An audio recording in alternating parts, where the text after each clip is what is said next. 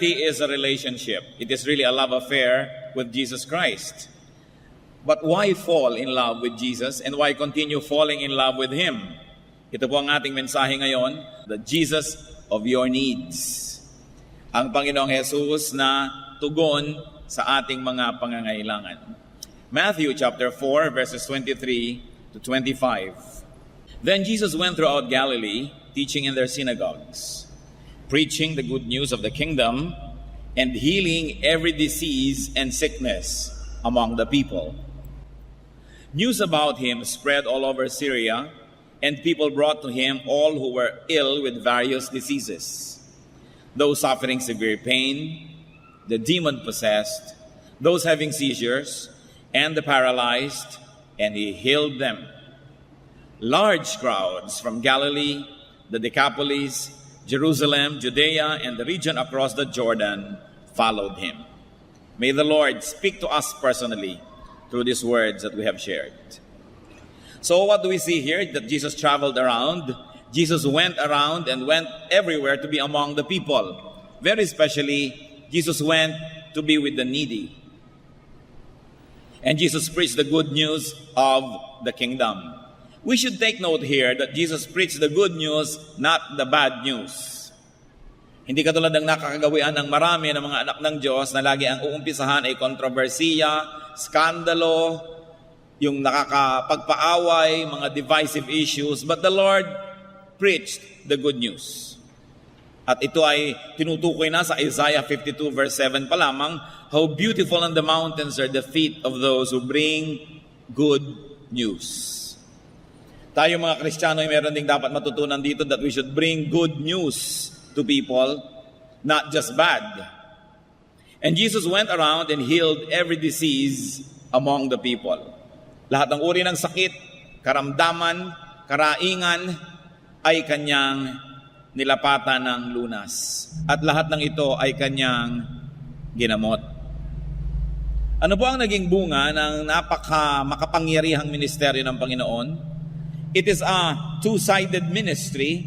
One is teaching, preaching through words, the good news. And the other side is actually healing people's diseases, which is really part of the complete good news.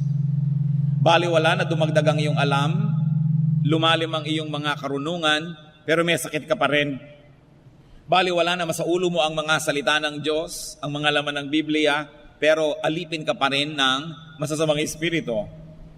At dahil dyan, that the Lord ministered both to the mind and the body, both to the body and the soul. News about Him, especially news about His ability and availability, spread. Mabilis na kumalat ang balita. Ang binabasa pa lang po natin ay Matthew chapter 4. So hindi pa masyadong mahaba ang nagiging public exposure ng Panginoon, pero napakabilis kumalat ang balita tungkol sa Kanya because He had two qualities that people needed and even us, people now need today. His ability and availability. Kaya niyang magpagaling at gusto niyang magpagaling at naroon siya at nagpapagaling. Kaya niyang magpalayas ng masasamang espiritu sa mga inaalihan nito. At gusto niya magpalayas at naroon siya at nagpapalayas nga ng masasamang espiritu. So what happened? People were brought to Him. Ganun na lang ang lalim ng pangangailangan ng mga tao na napakabilis kumalat sa panahon na wala pang telepono, walang text, walang cellphone, walang fax, walang telegrama.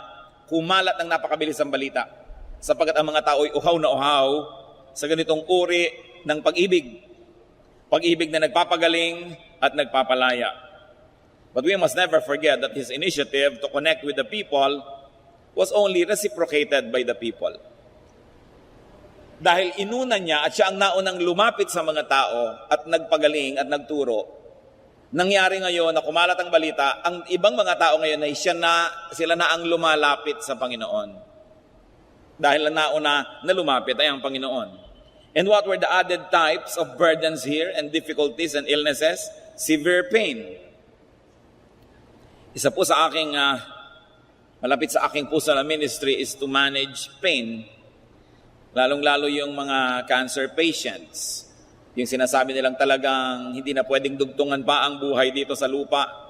At pagkatapos ay sobrang hirap ang dinadanas bago sumakabilang buhay.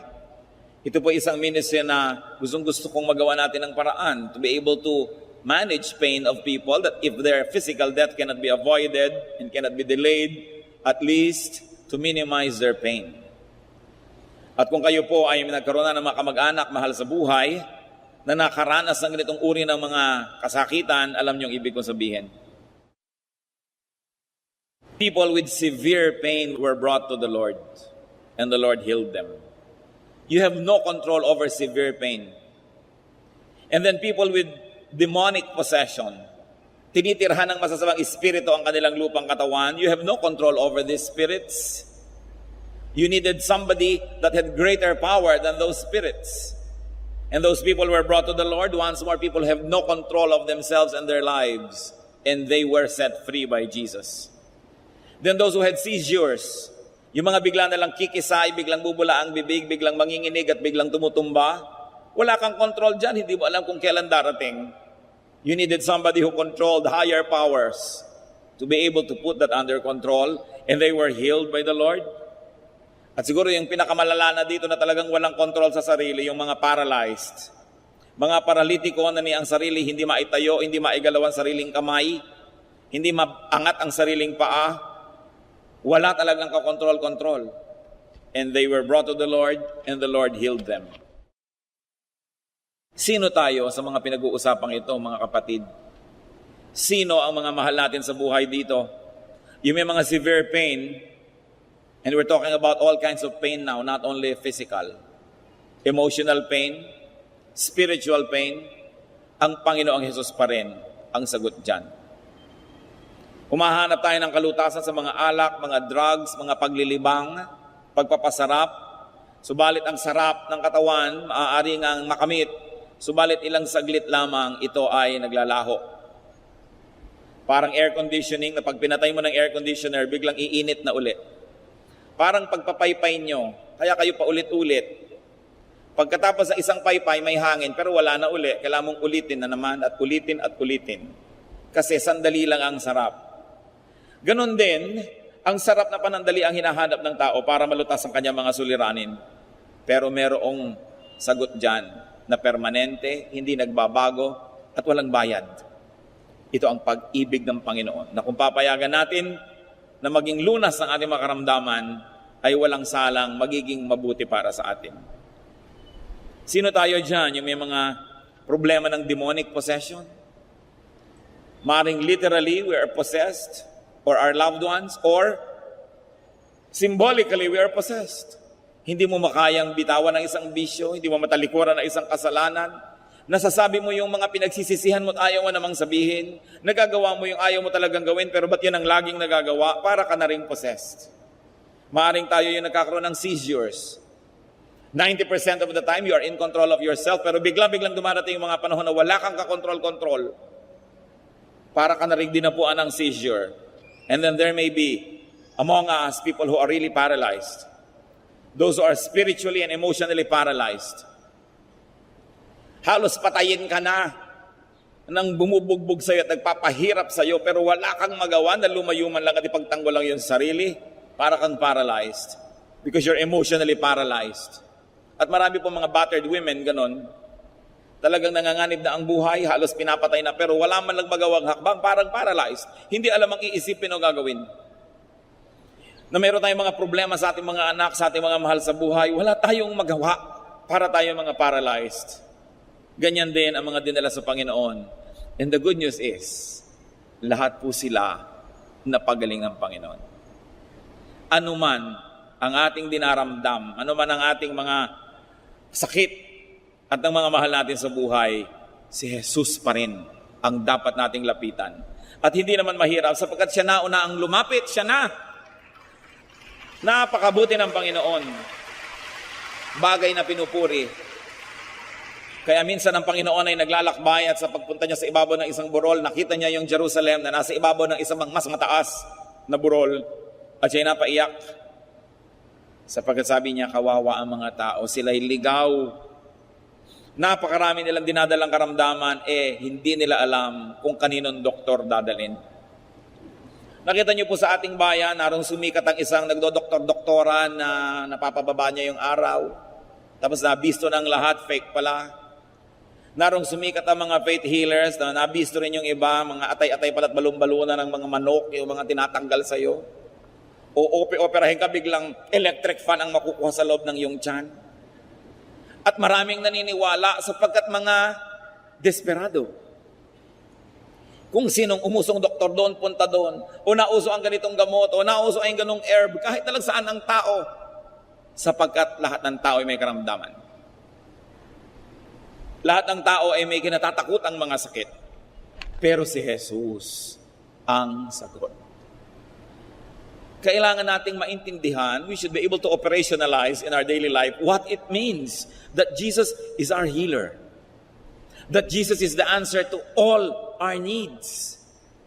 Na kung meron tayong problemang financial, paano mangyayari na si Jesus pa rin ang solusyon? Kasi yung iba sasabihin nila, ang taong nagigipit sa patali may kakapit. So gagawa ng mga ibang paraan para malutas ang problema. Definitely mga paraan na hindi maka-Diyos. Definitely mga paraan na hindi turo ng Diyos. So anong nangyayari? Sinasabi natin, hindi solusyon si Jesus sa problema kung ito.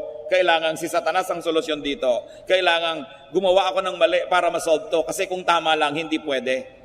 Kailan natin lubos na mauunawaan ang ibig sabihin that Jesus is the answer to all our needs. And the sooner we realize that and operationalize that and make that happen in our lives, the sooner we're going to enjoy the kingdom of heaven. Whatever it means, whatever among its many meanings may be relevant to you. So we should take note that the Lord's patients were bothered or controlled by forces beyond their power. Tulad din ang marami sa atin ngayon. They needed power beyond that of their tormentor. Kailangan higit sa nagpapahirap sa kanila ang kapangyarihan ng lulutas. Philippians 2:9-10, God gave Him, meaning the Lord Jesus Christ, the name that is above every name. That at the name of Jesus every knee should bow in heaven and on earth and under the earth. Salamat, pati ang mga tuhod ng mga masasamang espiritu luluhod sa pangalan ng Panginoong Jesus. That this is a name that is above all names. That the name Jesus is above the name headache. That it is above the name cancer. That it is above the name illnesses, sickness. It is above gallstones. It is above insanity. It is above loneliness, depression. That the name of Jesus is the name above every name. Salamat ganon. Ngayon, pinakikinabangan ba natin yung katotohanan na yun? That the name of Jesus is above the name of poverty. It is above the name of hunger. It is above the name of corruption. It is above the name of sin, temptation. At kung, mga kapatid, ano man yung name ng taong umaalipin sa inyo, at buong giliw naman kayo nagpapaalipin, the name of Jesus is above that name. The name of Jesus above the name of inferiority complex. The name of Jesus is above the name of shyness. It is above the name of pain or sorrow or bitterness. It is above the name of the past. If your past was ugly and scarred, the name of Jesus is above that name. Napakalalim. Napakalalim. Ang lagi kong ipinapanalangin, Panginoon, bigyan niyo po kami ng kakayahang kuskus man lang ni konti ang ibabaw ng inyong salita. Sapagkat kuminsan nandun lang tayo at hindi nakakapasok sa lalim nito, kaya nababaliwala ang dapat sana'y napakaraming kapangyarihan na available sa mga anak ng Diyos. Mga Kristiyanong may mga takot sa dilim, mga takot sa multo, sa mga kaluluwa at kung ano-ano pa. 1 John 4:4, the one who is in you is greater than the one who is in the world. Bakit ka matatakot kung ang pangalan ng iyong Panginoon ay mas mataas sa anumang pangalan? At ang ranggo niya ay mas mataas sa anuman. Namnamin natin ito mga anak ng Diyos at ipamuhay. And definitely, you will realize that Jesus loves you. Ginawa ng Panginoong itaas ang kanyang pangalan at na-maintain niya yon. Salamat. Sapagkat kung siya ay nagkasala nung siya ay nabuhay sa lupa, kung siya ay nagpakahina, bumigay, hindi na niya makiklaim that His name is above every name. Mawawalan tayo ng kampyon, mawawalan tayo ng tagapagtanggol, mawawalan tayo ng tatakbuhan, alang-alang sa atin, talagang pinaghirapan ng Panginoon na malampasan ang lahat ng pagsubok. Kaya dapat tayong laging nagpapasalamat sa Kanya. At kung humaharap sa pagsubok, alalahanin kung sino siya, na siya'y tagumpay, walang dahilan para matalo ang kanyang mga anak. Natatalo dahil nagpapatalo o nadadaya, nauunahan ng takot. Anong dahilan? Sapagkat mahal tayo ng Diyos, kaya niya ginagawa yon. At yon ay naramdaman ng marami. So Jesus was followed by people. Walang gimmick. Hindi niya sinasabing, tuwing linggo, alas 3 ng hapon, magpapagaling ako, dalhin lahat ng may sakit. Hindi niya kailangan gawin yon. Hindi siya nangangako ng kung ano-ano. Walang mga devices to attract people. The attraction of Jesus was the power of His words. The words that appealed to the mind and the words that quenched the longings of the Spirit. And He was followed by people from Galilee, from everywhere. Inisa-isa po yan sa Biblia at hindi maliit na bagay na inisa-isa. Ang mga sumunod sa Kanya from Galilee, from the Decapolis, from Jerusalem and Judea, and from the regions across the Jordan. In other words, lahat ng mga lugar, may mga kinatawan na sumusunod sa Kanya. Jews and Gentiles alike, the young and old, men and women, the wise and the not so wise, the learned and the not so learned, the rich and the poor, follow the Lord. Ano pang mga challenges ng katotohanan na yan, mga kapatid? That the lovable Jesus did the first move. He did the first move to be with people, to teach, and to heal. John 1:14, the Word became flesh and made His dwelling among us. Nagsakatawang tao ang Panginoon para makiisa, makibilang, makisangkot, makihalubilo sa atin. Sapagkat di natin kaya, ang Panginoon, siya na ang lumapit. And already able, because He is the Son of God, He made Himself available. And because the Christian must be like Christ, Christian, you must be able. Siyempre may ability tayo. Hindi naman napupunta sa isang tao ang lahat ng abilidad, lahat ng kakayanan. But every person is gifted by the Holy Spirit to have an ability. May ability kang mang-encourage, may ability yung isa mang-rebuke, may ability yung isa na tumulong, may ability yung isa na manalangin, may ability na umawit, kung ano-ano. But you should not stop at being able. You should be available. Just like Jesus. You must be available. Hindi mo pwedeng ipagkait ang abilidad na ibinigay sa iyo ng Diyos, lalong-lalo sa kanyang iglesia, lalong-lalo sa church, which is His body, of which the head is Jesus. If you are not present, if you do not surrender your ability to the body, you are cheating all of us. Because God gave you an ability to be part of the patrimony of the whole church. Parang ika'y bawang, absent ka, paano magkakaroon ng ginisa? Ang present lang yung sibuyas at kamatis. Magsisigang sa miso, ikaw yung miso, absent ka, di hindi sinigang sa miso.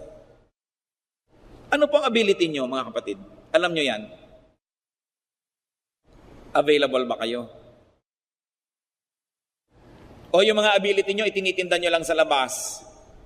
That you have a lot of skills, but you market your skills elsewhere, and your skills are not available to the church. Pinagkakaperahan, pinaghahanap buhay yung mga skills, talent na ibinigay ng Diyos, pero pinakikinabangan ba ng iglesia? Napakahalagang tanong. Kasi kung si Lord able lamang at hindi naman available, di baliwala. Hindi siya nakatulong. Remember that as like Jesus, you should be able and available. Dapat available ka to pray for others. Kung hindi man, you're available to sing. to lift up the feelings of people or to give glory to God. Or you should be able to teach. May talent ka, creative ka, artist ka, pinapakinabangan ba ng Diyos? O ginagamit ka lamang ng mga advertising agencies na hindi naman masama, pero may mas mabuti pang ginagawa at pwede namang sabay. The Lord was able and available. That's why He became effective. So the loving and lovable Jesus ministered to the mind, to the body, to the spirit. Kompleto. It was a holistic spirituality. Hindi katulad ng nangyayari sa maraming Christian groups ngayon o Kristiyanong tao. May mga grupo, puro doctrine, teaching, pero wala namang healing. Walang love. Puro karunungan. Meron naman healing, walang doctrine. Kaya kahit na may dumating na hangin, ay sabi sa akin ng Diyos, hangin lang pala yun. May nakita lamang na formation ng nilugaw, merong vision. Kasi mahalaga po may doctrine and teaching. Yan ang ginawa ng Panginoon. He went to teach and preach. At kadobol, He healed people. For the mind, for the heart, for the body, for the spirit. Hindi yung puro ka-teaching, wala ka naman pag-ibig, wala kang tulong sa kapwa, wala kang ginagawa, at yung karunungan mo pa nagiging dahilan para ka maging hambog at maging mayabang. Meron naman talaga, puro na lang supernatural gifts, healing at kung ano-anong mga kababalaghan, pero walang teaching, kaya madaling pasukin ng mga masasamang espiritu para iligaw. Dapat balanced. You should be balanced, and we should, because we are balanced, minister to the total person. Nakita niyo po ang Panginoon, total yung ministration. May preaching at saka may mga pagpapagaling. Mag-iingat kayo sa puro pagpapagaling, puro himala, puro dasal, puro kung ano-ano kababalaghan, pero walang intelligent teaching. Dahil madali ang madala sa kamalian. Bali wala rin naman yung puro karunungan, tapos wala namang mga kababalaghan dahil ang kababalaghan sumama sa gawain ng Panginoon. Kasabay. And make sure that you get ministered to as a total person. I was speaking with one friend at sabi niya, ang galing-galing talaga ng tatay ko. Hanga sila sa tatay nila na sumakabilang buhay na. Nung magkokolehiyo kami,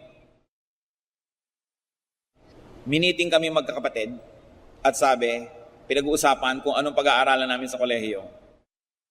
At ang tanong ng tatay namin, sabi niya, ano ba yung hindi nyo masyadong gusto o medyo ayaw nyong pag-aralan o gawin? Sinabi yun ng mga anak, ayoko ng engineering, ayoko ng gano'n kasi maraming math. Ito naman, ayoko ng arts kasi ganito, gano'n. Ito, ayoko ng gano'n, ganyan. Alam niyo sabi ng tatay nila, at sinunod naman. Ikaw, yung ayaw mo ng engineering, yan ang pag-aralan mo. Ikaw, ayaw mo ng arts, pag-aralan mo yan. Ito, ayaw mo nito, pag-aralan nyo. Dahil hindi nyo naman talagang kinasusuklaman, medyo ayaw nyo lang. At kaya nyo namang ipasa dahil may brain kayo. At maganda ang foundation nyo sa high school. At sabi ng mga anak, bakit naman po yung ayaw namin ang pag-aaralan namin? Bakit nga naman? Tanong nyo rin ba? Sabi ng tatay, kasi yung gusto nyong gawin, kahit anong mangyari at bumaligtad ang mundo, gagawin nyo yon. Ayaw nyo man ng engineering, in between that time, sa inyong mga free time at pagkatapos ng kurso, siguradong pupuntahan nyo rin yung gusto nyo. So mabuting pag-aralan nyo yung ayaw nyo, dahil kung hindi nyo pagagawin ngayon, hindi nyo natitingnan kahit kailan. Hindi na kayo magkakaroon ng balance. Hindi nyo na malalaman yung kabilang banda. So gawin nyo ngayon yung ayaw nyo dahil ang haba ng buhay ninyo, bata pa kayo, magagawa nyo pa yung mga gusto nyo. Sinunod nila. Naipasa naman, and I think maganda yung bunga. Naging very well-rounded people. Liban na lang siguro kung talagang survival ang issue nyo na kailangan nyo ng matutong mag-welding para mabuhay, siguro gawin nyo na yon. Pero ang punto lang ay ito, you must be ministered to as a balanced person. You don't only eat what you like to eat, but you eat also what you need to eat. Huwag lang kayo nakikinig sa mga taong bumobola sa inyo, sumusunod sa inyo, kahit ano ipagawa nyo, ginagawa. Dahil mababaliw kayo pag ganong tao lagi ang kasama nyo. Yung gawin nyo to, gagawin nga. Sundin nyo to, susundin nga. Tuwang-tuwa ka dahil hindi ka tinatanggihan. Pero anong mangyayari sa'yo? Hindi ka na maitutuwid. Hindi ka na mag-i-improve sa buhay.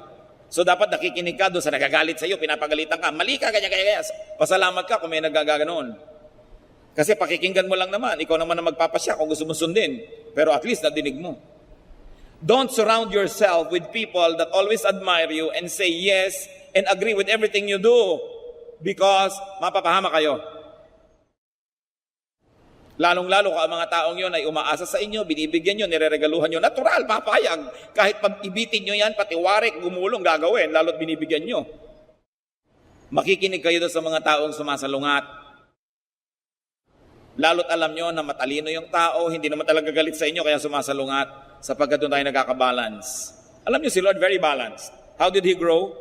Sa Luke 2:52, i-describe ang complete growth ni Lord. And Jesus grew in wisdom and stature and in favor with God and men. Wisdom, brain. Stature, physically, the body. In favor with God, spirituality and holiness. And in favor with men, social development niya. So hindi lang siya in favor with God, tas kinamumuhian ng lahat ng tao. Hindi rin naman siya pabor sa kanya ang mga tao, tapos nagagalit sa kanya ang langit. Balanced. Lalo't meron tayong strong opinion o kaya meron kang strong desire na gawin, lalo ka dapat mag-submit sa magbibigay sa iyo ng balance. Dahil pag walang nagtutuwid sa iyo kung saan ka dadalhin ng iyong mga haka-haka at imahinasyon, you need people that will pull you back to the ground. What a gift if there's one or two intelligent people who can tell you what you did was foolish. And you say, thank you. You are using your intelligence to correct me. Huwag nating gagayahin po yung mga hangal na nagagalit pag sila'y itinutuwid. Magpapasalamat ka sa kumakalo sa iyo pag sobra ka na. Huwag kang magagalit. Because you will be destroyed when intelligent people do not care about you and do not want to stop you. Napakalaking pagpapala na may nagbibigay ng balanse. At yan ay binigay ng Panginoon. The people were spiritually hungry, He fed them. The people were weak, He strengthened them. Balance. And you know, even now, people are harassed and burdened with pain. They are captured and imprisoned, sometimes fully controlled by evil forces, turning them into paralyzed beings. Anong relevance ni Jesus? The ministry of Jesus was to declare the truth and to set people free. Remember this. The true declaration of truth sets free. John 14:6, Jesus answered, I am the truth. And in John 8:32, you will know the truth, and the truth will set you free. Free tayo dapat sa mga umaalipin at pumipigil sa atin. Dapat ay malaya tayo mula sa mga ganyang mga sakit, lalong-lalo na emotional and spiritual illnesses. Kuminsan ay banal ka maka-Diyos, hindi maiwasang may sakit ang iyong katawan because we are living in this imperfect world and we probably are responsible for many of our own illnesses. But the point is, the Lord promises to give us a clean slate in a spiritual way. Yung physical, hindi laging kasama. Hindi ko mo maka-Diyos ka, paghihimalaan ka physically. Pero ang alam ko, nakita natin yan, pag maka-Diyos ka, ang himala na emotional and spiritual, laging available. Kaya kahit na yung hindi mo mapatawad dati, napatawad mo. Yung dati mo mga takot ay nalalampasan mo. Sapagkat ang mahalaga naman ang espiritu eh. Malaya man ang katawan kung nakakulong ang espiritu, baliwala. Ngayon, ikulong man ang inyong katawan ng mga sakit at kung ano-ano. Pag malaya ang inyong espiritu, literally, sky is the limit. Kaya masarap yun nangangarap at nag-i-imagine. Kahit hindi ka nakakasayaw ng balay sa iyong pangarap, nagbabalay ka, nangyayari in the spiritual world. Kaya dapat yung ating espiritu nakakalaya. Pero alam nyo, yung espiritu man, kuminsan hindi makalaya. Hindi makapag-isip ng magagandang bagay, puro negative, hindi malaya. Hindi makatulog, hindi makapamahinga. Binabagabag ng maraming bagay. Diyan, lalong-lalo na, napakahalaga ng himala ng Diyos. Meron mo magtatanong, Pastor, bakit ito? Nagdasal na kami ng nagdasal, paralyzed pa rin ang nanay ko. Hindi naman obligasyon ng Diyos na lahat ng hinihingi natin ibigay niya at hindi yan kasama sa ipinangako. Pero ang ipinapangako, spiritual freedom. Emotional freedom. At higit naman yun na mahalaga. Pero Paano po nagpalaya ang Panginoon? Paano nagpagaling? Teaching first. Preaching first. Healing follows. Hindi pwedeng healing agad, wala namang teaching. Dahil pwedeng magkaroon ng parang healing, yung pala, deception lang yan ni Satanas para maniwala ka agad. Kaya yun pong may mga gifts of healing, halimbawa. Mga gifts of the Spirit na kakaiba, vision, dreams, prophecy, naniniwala tayong meron pa niyan hanggang ngayon. Pero, ang dapat na laging ginagawa ng taong naniniwalang meron siyang gift of a healing, of prophecy, of kung ano-ano, dapat lagi siyang nakikinig sa intelligent and spirit-filled preaching and teaching para magkabalance siya. Kasi kung lagi lang niyang sasabihin, may vision ako, may leading ako, paano man natitiyak na galing sa Diyos at hindi lang sa iyong emosyon? Kailangan lagi kang napasa sa ilalim sa gifts ng iba. The gift of knowledge, the gift of teaching and preaching must give direction to the other gifts that are difficult to validate. Hindi tayo puro emosyon. Kaya ang sabi sa Corinthians, the spirit of prophets are subject to the prophets. Ibig sabihin, may spirit ka, meron kang kung ano-ano, dapat subject yan to other prophets, hindi lang sa'yo. Dapat may accountability ka, sapagkat madaling malasing at mahibang, lalo't emosyonal ka. Kung madali kang umiyak, madali kang malungkot, madali kang tumawa, emosyonal ka, bantayan mo yan. Kasi maaaring yan ang pasukin ni Satanas para kadayain. At kung may gift ka man, itinulak ni Satan na maging katawa-tawa, maging kakaiba na, maging weird. Wala na tuloy maniwala sa'yo. Ba't ka may gift kung walang maniniwala sa'yo? Kaya ang mahalaga, pinaniniwalaan ka, hindi ka na pagkakamalang loka-loka, o may sira, o ganun. Dahil sino ngayon na makikinig sa'yo? Bali, wala ang gift. That's why those who are gifted must surrender themselves to those who have the gift of knowledge and the gift of teaching. Then there will be balance. Ang mga sobra ay nakakalos, ang rough edges ay kumikinis, all for the glory of God. Kaya nga po kuminsan, marami mga churches, ang nagiging problema nila, yung mga madadasali na members, at saka yung mga mahilig sa mga kung ano-anong gifts, umaattend ng seminar dito, aattend doon, tapos dala-dala sa church, yung kung ano-anong katuruan. Dahil kung hindi nabibigyan ng kontrol yung mga yan, lumalaki kuminsan ng loob na kami ang kinakausap ng Diyos, kami ang mga prayer group, sa amin nire-reveal ang lahat. Yumayabang at nag-i-split ang church. Tell me, pag ganun ang nangyari, galing ba sa Diyos ang Espiritu na yon? Kaya dapat itinutuwid, inilalagay lahat sa lugar. Gusto ko pong bigyan ng diin. Ang lahat ng may spiritual gifts, lalo fabulous gifts, must surrender to the pulpit and to the education department of the church. Because it is the knowledge that is verifiable that will validate the occurrences and events that are too difficult to validate. Dapat merong ganong control. Ngayon, if you encounter the truth, if you encounter the Lord, dapat ang kasunod, freedom. Nakita niyo si Zacchaeus. When he encountered the Lord Jesus Christ, biglang sabi niya, Lord, half of my money I'll give to the poor. Lahat ng aking mga dinaya, ibabalik ko, times 4. May natira pa kaya sa kanya? Siguro wala na. Pero bakit siya naging free? Marahil ang Diyos niya noon, pera. Kaya ngayon na si Lord na ang Diyos niya, yun ngayon ang patotoo niya na iba na ang Diyos niya, hindi na pera, bali wala na sa kanya. Pero kung hindi naman nyo pera ang Diyos, hindi ko man na-convert kayo kay Lord at naging Savior nyo siya, ipapamigay nyo na nga yung pera nyo. Kasi kung hindi naman yun ang Diyos nyo, hindi naman kailangan tanggalin.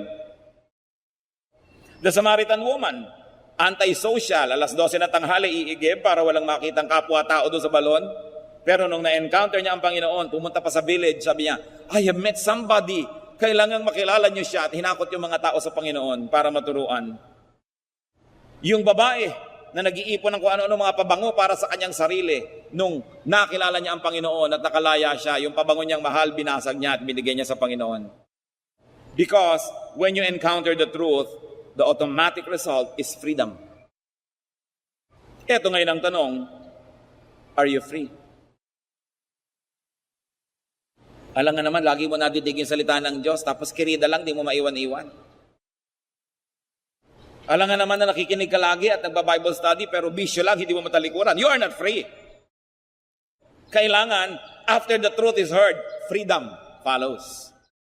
So kailangan tanggapin ng buong buo yung truth, submit to the truth, so that you will be free. Galatians 5:1, it is for freedom that Christ has set us free. Teaching without healing is only half the work and pointless. Talagang yung tunay na teaching, powerful and truthful, must set people free. At pag kayo po napapalaya ng inyong nadidinig, sigurado, susundan-sundan nyo kung kanino nyo man yun nadidinig. Dahil napapalaya kayo, kayong nakakaalam na tumatalab ang salita ng Diyos. At ganyan ang ginawa ng mga tao sa Panginoon. Sinundan-sundan siya kahit sa siya magpunta. Kasi nakakalaya sila pag nagbubukas siya ng bibig at nagtuturo. At hindi lang yon, gumagaling sila physically, which of course is the most dramatic but the least significant of all healings. Yung physical healing, yung nakahigang tumayo, yung pilay na naglakad, dramatic yan. Pero mababaw yan, mga kapatid. Mas malalim yung hindi physical ang healing, kundi emotional. Spiritual. Yung dating hindi niya makita ang katotohanan, nakita na. Yung dating hindi magkalakas ng loob na gawin na mabuti, ngayon ginawa na. Yun ang mas malaking himala. Kaya lang ang mga tao, mabababaw. Ang pinaka gusto natin laging nakikita, yung pangkatawan, yung pang-physical. Kaya iba tuloy, yun ang mga gimmick nila at mga trick para maraming makinig. Yung mga healing, in front of the TV, blah, blah, blah, blah, blah, makakapagsalita na, hindi mo naman malaman kung artista ba yun o inilagay doon. You know, kailangang i-emphasize yun because most of the people are always longing for physical manifestations. Kaya dinadaya tayo ng mga espiritu, lagi may mga physical, dyan dahil ang hilig ng tao. Nawa, sa maiksing buhay natin, gumradyo tayo lahat sa spiritual level na masasabi natin, Lord, may sakit ang binti ko, pagalingin niyo po. Pero kahit hindi niyo pagalingin ito at masakit pa rin, maniniwala pa rin ako sa inyo. Dahil marami kayong pinapagaling sa akin na iba, na espiritual, na hindi nakikita ng tao, hindi madaling bilangin o sukatin, pero sa akin mas mahalaga yun. Na hindi po natin laging ina-equate yung ating spirituality at yung pag-ibig ng Diyos sa nakikita ng mata. Sabi, Lord, may sakit ang nanay ko, awag-awa na ako, pagalingin niyo po, pero kahit di niyo pagalingin, naniniwala ako sa inyo. Dahil alam kong maraming paraan ng pagpapagaling ang ginagawa niyo sa amin, hindi lang ito. Huwag nating ibabase sa nakikita lang ng mata ang kapangyarihan ng Diyos. The truth is, God is spirit, and we really are spirit. Itong katawan natin na ito ay kulungan lang ng ating espiritu. Kaya pag namatay na ito, nakakalaya ang ating espiritu. Doon natin makikita ang tunay na mahalagang bagay espiritual, hindi physical. So huwag tayong padayang ganong kahalaga yon. Bagamat mahalaga sa pansamantalang panahon. But what is not important 10,000 years from now is probably not really important. What is important is that which is eternal, that which is spiritual, that is beyond the eyes, the nose, the ears. Spiritual. Now, thank God because it doesn't change. God does not change. Hebrews 13:8, Jesus Christ is the same yesterday and today and forever. Sadly, people are still the same. Tulad ng sa binasa natin, needy of teaching, of good news, of healing, of freedom. Christians like Christ can and should be agents of teaching and healing and freedom. Kailangan makita natin na nagagamit tayo ng Panginoon para sa kagalingan ng iba, para makapagturo, to preach the good news. Of course, as we have already established, healing can be physical, healing can be spiritual. Kung sobra kayong pinagpala, parehong pagpapala dumadating. Pero kahit wala yung physical, yung tayo pinatawad sa ating mga kasalanan, yun ang pinakamalaking healing na importante. Yun ang ticket natin to eternity, that you have been made whole through the blood of Jesus. Whether or not you are dismembered physically, whether or not you are ill physically, that your soul is going to God when you die is already the biggest healing of all. Yun pa lang, salamat na, kahit wala nang ibang dagdag. Kaya hindi na tayo masyado dapat palaasa. Kinokondisyon na ng Diyos. Diyos ko, pag pinagaling mo po ako, itong gagawin ko. Ba't hindi pa ba sapat sa yung pinagaling ang iyong kaluluwa? Na pag bigla kang namatay dyan, pupunta ka sa presensya ng Diyos? Let us not be deceived by that which is seen by the eyes. Now, Jesus always goes to people, even now. Sabi niya sa Revelations 3:20, "Here I am, I stand at the door and knock. If anyone hears my voice and opens the door, I will come in and eat with him, and he with me."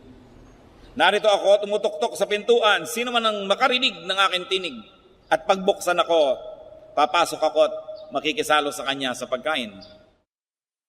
Sa Israel po at sa mga desert cultures sa Middle East, yung makisalo ka sa hapagkainan sa isang tao ay napakabanal na gawain. That if I ate with you, it means I will die for you if needed.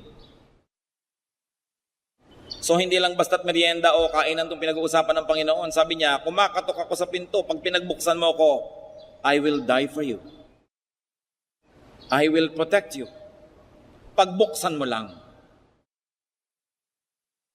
Pero paano pagbubuksan kung hindi nadidinig ang katok? Kaya ang sabi, if anyone hears my voice. Marami pong nakikipag-agawan sa ating tainga. There are many sounds and voices that compete for our ears. Sino bang pinapakinggan nyo? The law of impenetrability says that only one thing can occupy one place at one time. So kung may pinili na kayong ibang pakinggan at hindi yun ang Panginoon, paano nyo madidinig yung katok? Kailangan piling-pili ang pinapakinggan. At nang sa gayon, marinig natin yung oras na pumatok ang Panginoon. At willing tayo dapat siyang pagbuksan. Lumalapit siya. At kung di man siya nakikita natin nadidinig na lumalapit, edi tayo ang lumapit. Sabi sa Jeremiah 29:13, "You will seek me and find me when you seek me with all your heart." May magsasabi, "Pastor, bakit po ganun? Parang ang layo ng Diyos. Ano man ang pagsisikap ko, hindi ko siya makita." Basabi ko, ginagawa mo sinungaling ang Diyos. Sabi sa Jeremiah 29:13, "You will seek me and find me if you seek me with all your heart." Baka hindi buong puso ang paghahanap mo. Naghahanap ka pero may kondisyon. Susunod ka pero may kondisyon. Pero pag hinanap mo ng buong buo at handa kang tanggapin kung anong matagpuan mo, handa kang sundin kung anong madinig mo, sabi niya, walang duda, you will find me. So God can be found. More importantly, God finds us. Kung babalikan po natin yung kasaysayan, lahat ng uri ng tao sa lahat ng lugar, nagkita-kita sa paanan ng Panginoon at nagkaisa na kailangan nila ang Panginoon. The teachings and ministrations of Jesus actually united and up to now should unite people. Hindi dapat pinag-aawayan ang salita ng Diyos.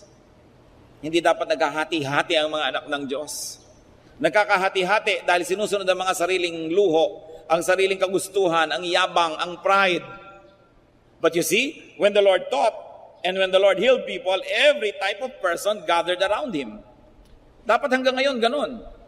Kung tayo po nakafocus sa salita at pagtuturo ng Diyos, at nakafocus tayo sa Kanyang healing ministration, no issue can divide us. Hindi dapat naghihiwa-hiwalay, hindi dapat nagkakanikanya. Pero nangyayari yon when we are no longer focused on the teachings of Jesus. When we get focused on ourselves, when we are no longer focused on the healing possibilities through Jesus, and we want to be the healers ourselves, divisive. Kaya ang sabi ng Ephesians 4:3, make every effort to keep the unity of the Spirit through the bond of peace. Every effort. Lahat magtulong-tulong para laging may unity. Isa-isang tabi ang sarili at unahin ang ikabubuti ng katawan ni Kristo.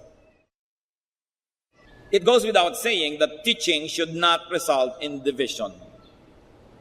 Hindi pa tapos magturo, nagkahiwa-hiwalay, nagkagakagalit, nagpaligsakan, nag-contest.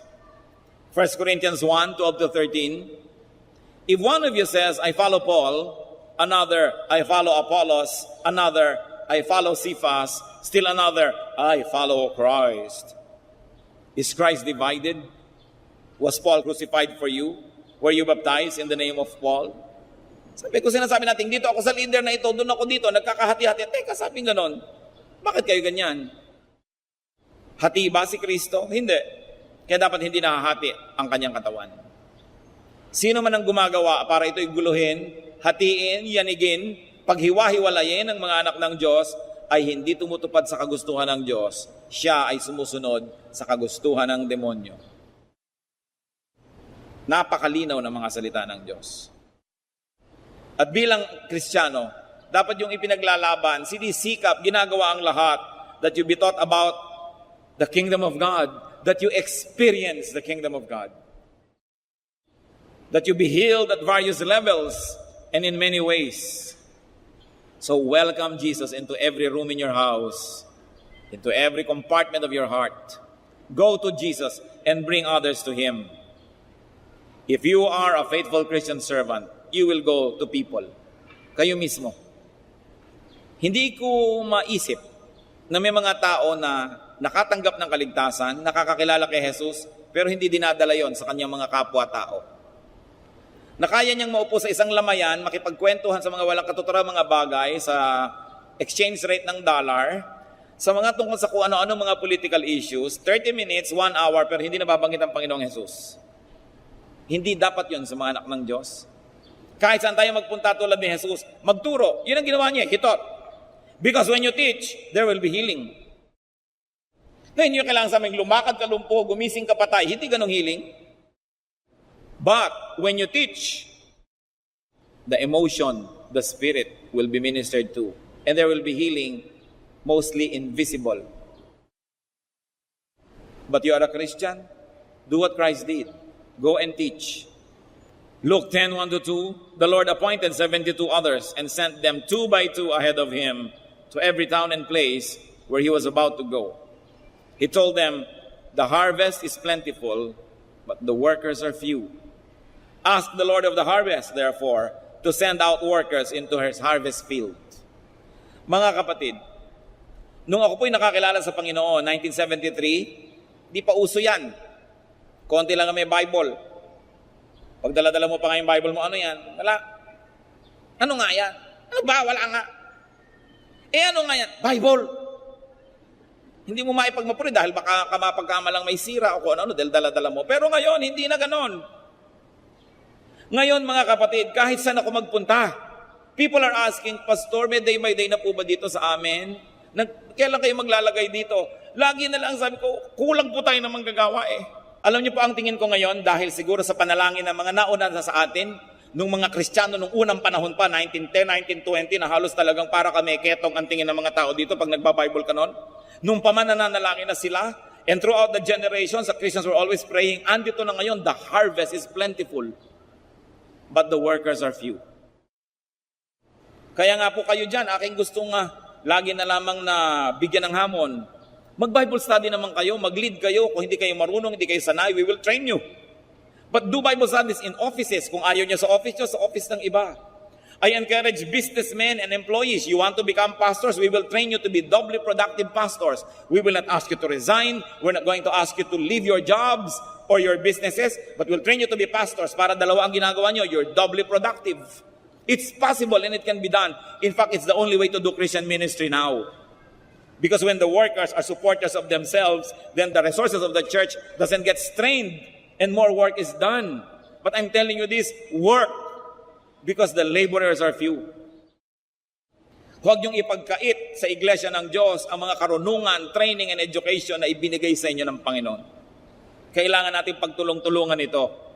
At kailangan natin iniligtas ang church sa mga divisive elements, sa mga aha, sa mga alakdan, sa mga makakamandag na mga ulupong, sa mga hudas. You've got to protect your church. Hindi nyo dapat pinapayagan yung mga divisive people, kwento-kwento, dal-dal-dal-dal. Dahil kung mga disente, they should talk openly. But sometimes, our decency is our weakness. Kahit po sa ating church, mga kapatid, pag may dinidisiplina tayo, kahit anong immoralidad ang ginagawa, hindi natin pinupulpito, hindi natin pinapahiya. Why? Because our goal is that they should be ministered to, counseled, restored, so they could be quietly brought back to the ministry. Pero ang nangyayari, yung mga dinidisiplina mo, sila ang nagpapublicity sa labas, inaapi sila, kinakawawa sila, blah, blah, blah.